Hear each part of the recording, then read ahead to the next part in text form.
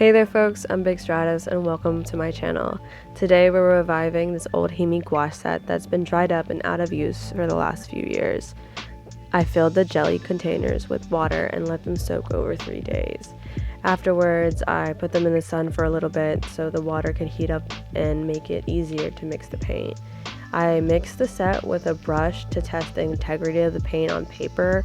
I was pleasantly surprised to see the paint come back almost perfectly. I would say the paint may never come back to its original quality just because of the additional water. Honestly, some hues did not come back as fluid as the jellies are fresh. There were bits and pieces here and there while testing the paint. I would probably just go back in with a knife, like a paint knife, just to really get those bits, but I was lazy.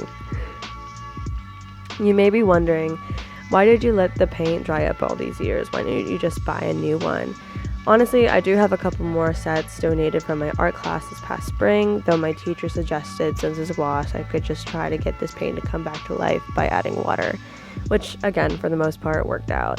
Maybe it's just my art supply hoarder side to attempt to keep the paint alive.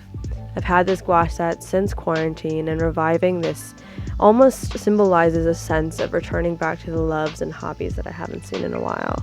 It's easy to forget about this paint set as I've moved on to different mediums and worked on other projects. This past semester I utilized this brand of paint in my class and it made me feel nostalgic and excited to be back in my zone. I have to say I do thoroughly enjoy the himi brand and the style of containers they come with.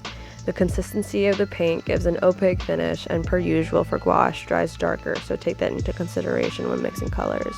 The packaging of the set is almost like an ice cube tray with little cubbies of jelly paint. The case came with a mixing palette too, which is nice. From my experience, I tend to leave the palette out of the set since it was hard to fully snap the set closed at times. I would say traveling wise, it's like a 7 out of 10 because it's nice to get all of those colors, though it could be bulky carrying everything around. Alright, and that's it for today's video, folks. Check out my description for more information and let me know in the comments if you like this gouache set. Thanks for watching, and I'll see you next time. Peace.